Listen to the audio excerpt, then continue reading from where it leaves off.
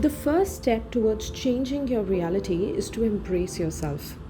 These are the words of Ayushman, who, like all of us, was worried about log kya kahenge when he first found out that he has a feminine side.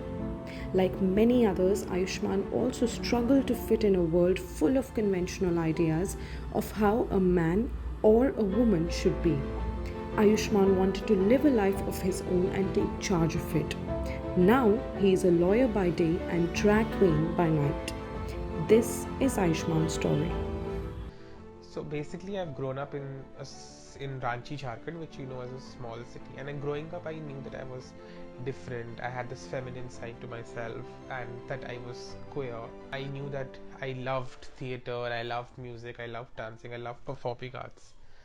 But at the same time, I also was aware that people who are feminine, people who are different, are not treated very well in the society. Like I would see my classmates and other children in my school getting bullied, uh, being called chakka and whatnot just for being effeminate.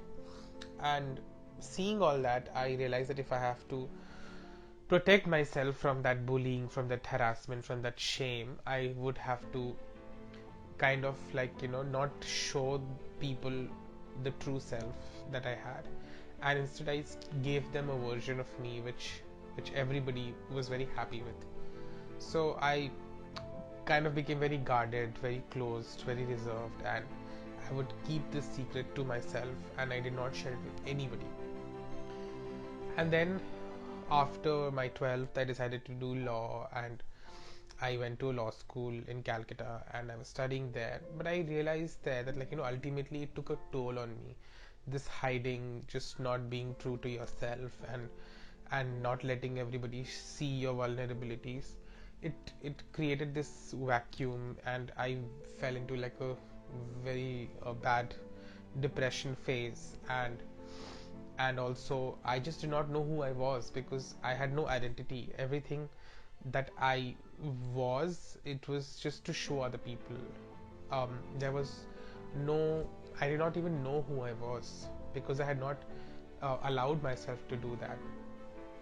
So that is the time when I thought I need to take a decision about my life, and I I started like exploring options, and that is when I discovered um, this show called RuPaul's Drag Race. It's an American reality television show for drag performers, and that's the first time like I properly understood what drag culture was, what a drag queen does. And basically it was like finding my own tribe, because these were people who were very effeminate, but they were so confident in their femininity. I always had thought that being feminine is something which is going to bring, other people are going to like bully me for that, or harass me for that, or tease me for that. But seeing all these people being effeminate and being that strong version of themselves, being so confident, really made me feel like, okay, this is it. So that's how I started exploring theater, and I started doing drag. So I was doing traditional theater in Delhi in the meantime, but even there I was not fitting into any roles. Like I would get rejected for roles that were for men, because they would say that you're not powerful enough to be a man, like or stronger, you have to be more stronger to portray a man. And obviously they would not let me audition for a women's role. So basically I was not fitting in anywhere. And then when I discovered drag, it was like finding that option for me to let out my creativity. And that's how I started, by doing drag in my room. By first I went to the local Lajpat Nagar market, and I bought like small items that, like, I used to watch these YouTube videos for makeup. So I bought these small items, and basically, I mean, no shop would even sell it to us because they were very skeptical ki acha, why do you want to buy this? And they did sell us, but they would be very hesitant. They would make it, they would do everything which is in their capacity to make it difficult for us to buy those cosmetics. But I still tried. We went to find a dress and clothes and costumes, and then gradually uh, the people, when they saw it, they responded really well to it, and they were like, this is amazing. And all my friends were very supportive, and that is what gave me the courage to continue to do this. And then I realized that, like, everything that I had repressed within me, everything that I had not shown to the world, I show it to them on stage through my drag performance, through my. Ayushman, which one is more difficult? Embracing your real self or letting the world see the real you? I think both of them are equally difficult.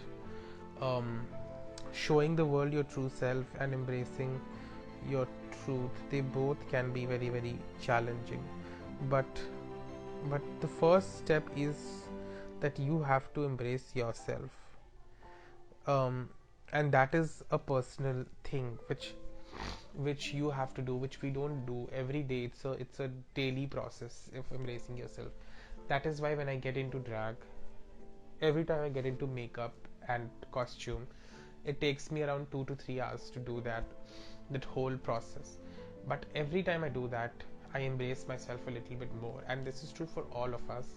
All of us in our day-to-day lives, when we look at ourselves in the mirror and we think, okay, you look good today, or you appreciate yourself, and even the bad parts of yourself, when you're kind to yourself, okay, like, I may have done something wrong, but that's okay, or I may have this bad side to me, but that's fine. That's also a part of me. That is what embracing yourself is, and it's a daily process. And drag helps you with that. It forces you to embrace yourself, and that is one thing. But the other thing, which is, I think, even more challenging, is to which I think is challenging, but I think once you embrace your own self, then you will not care about what others think. It's not about showing other people. It's like, once you've embraced yourself, other people will also embrace you much more easily. And even if they don't, you will not care. If you embrace yourself and your truth and your everything, then ultimately your desire to for others to embrace you will not be there so much. Ayushman, why do you think it is difficult for people to come to terms with an individual who does not adhere to the set standards? It is difficult for other people to accept somebody who does not fall within the set standards, because they have not also been accepted. Like, nobody can be put into that box. We all have things that make us different. We all have our own personalities. We have your own uniqueness, but but we don't feel accepted. And then when a person is not allowed to be themselves in society, and when they have to follow the set rules, then they are unable to see other people living so freely. So when you see somebody living their life freely and who is different, either you will be inspired by it and you will be followed to do the same, or you are that leads you to be a little insecure, and it makes you bitter, and then you want to bring those people down. If not me, then why, how can they? If I can't live so freely, if I have to live in such a restricted way, then how can others? That's what's happening. Like, a lot of my fellow queer artists, we get a lot of hate from people, from trolls, who think ki, acha, what are they doing, why is this like important, this is all, some, this is a disease, this is filthy, this is not part of our culture. But basically they are unable to see anybody else thrive. Basically, like, we are not going and telling anybody else to lead their lives the way they don't want to. We are just being ourselves. If my wearing a dress and a wig and heels is bothers you, that means it's your problem. I'm not asking you to do the same, but if you feel that makes you uncomfortable or that makes you feel angry, then it's a reflection of who you are, and that you feel so constrained in your life that you cannot see other people happy.